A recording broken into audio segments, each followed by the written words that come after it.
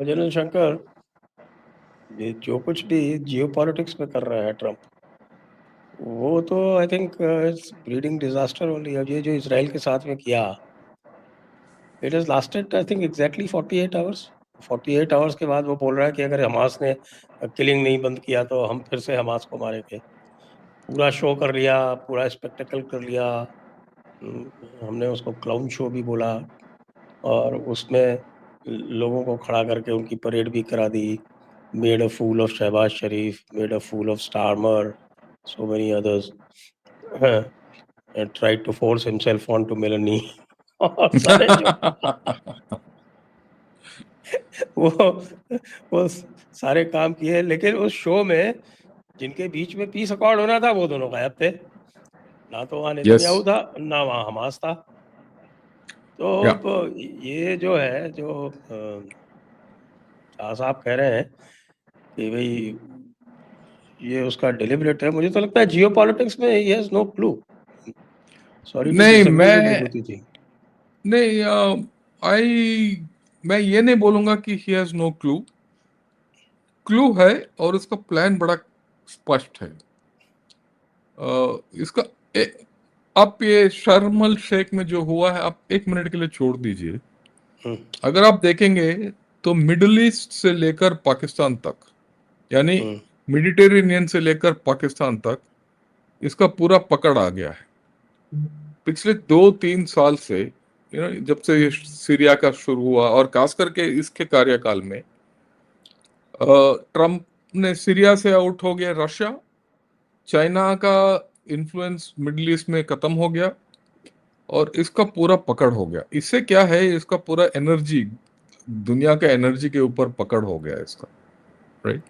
Europe चाहे माने या ना माने, अब बिल्कुल it's completely dependent on USA. वो कहीं जा नहीं सकता। और आज तक यूएसए का हालत क्या, यूएसए का सोच वगैरह इंडो पैसिफिक में था।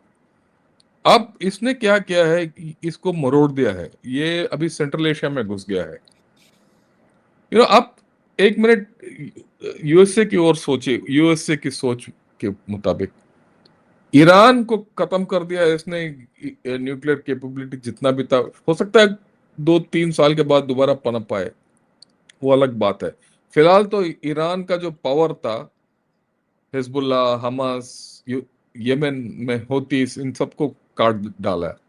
सो राइट, एंड अभी ये सेंट्रल एशिया में घुस रहा है। सेंट्रल एशिया में घुसने के बाद और कोशिश करेगा, हो या ना हो बात अलग है, पाकिस्तान को हाथ में ले लिया है इसने, राइट। अफगानिस्तान और सेंट्रल एशिया में इसका अगला ये है। तो सेंट्रल एशिया, अफगानिस्तान और पाकिस्तान के जरिए ये ईरान, रशिया, चाइना और इंडिया, चारों देशों को कंट्रोल करना चाहता है। इसका सोच अलग है, इसका सोच नॉट द ट्रेडिशनल सोच। क्यों?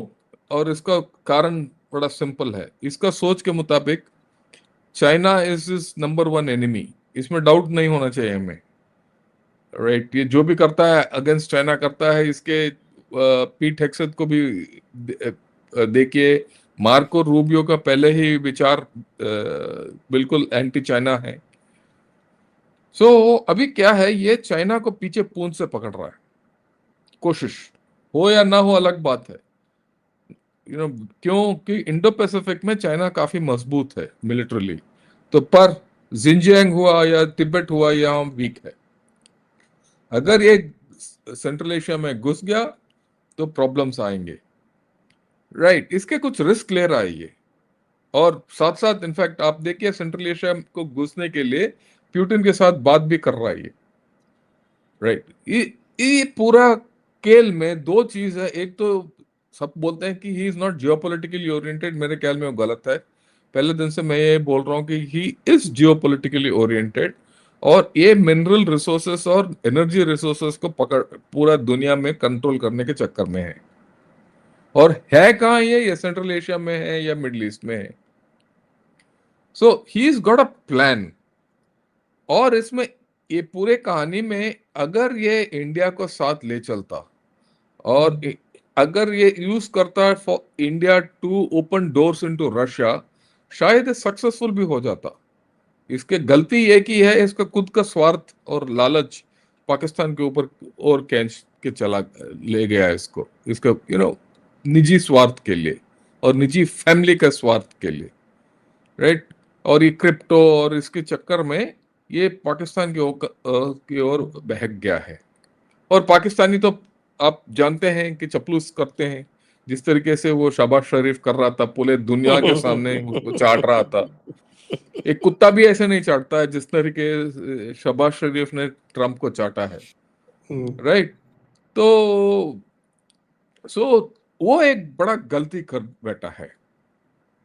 एज अ रिजल्ट ये इसका fail, his original plan might have succeeded, but he will not succeed now, because without India nothing can happen in this area। और वो कायम हो गया है कब? अभी जब अफगान के फॉरेन मिनिस्टर यहाँ आए थे, 6 दिन यहाँ बैठ के गया, देवबंद गया, लड़कियों के साथ with female press he had a talk. सब सोचते हैं कि तालिबान जो है लेडीज के साथ बात नहीं करते, पर ठीक है, वो open press conference to all the ladies, whatever you spoke. So इसने बहुत बांडा फोड़ के चले गए। और खास करके अफगानिस्तान ने सिर्फ इंडिया को न्योता दिया कि आप यहाँ आके मिनरल्स को एक्सप्लोर कीजिए। दैट इज ये इम्पोर्टेंट, वेरी इंपॉर्टेंट। ये चाइना को भी उन्होंने न्योता नहीं दिया। पाकिस्तान को तो बाहर रखना चाहते हैं अभी इसमें। पाकिस्तान का तो मामला पाकिस्तान ही तो अलग छोड़ है। दीजिए। और यूएसओ को भी इसने किसी ने न्योता नहीं दिया। और यूएसए वहां 20 साल रही, वहां से एक चवन्नी भी उठा के लेके नहीं जा सके, राइट। सो इसमें क्या है कि ये ही हैज गॉन रॉन्ग। और मेरे ख्याल में इनको भी पता चल गया, क्योंकि उसने अगर चाइना के साथ निपटना है तो भारत के बिना चल नहीं सकता। तो इसीलिए वो अभी बोल रहा है मोदी माय फ्रेंड, ये वो सब कुछ।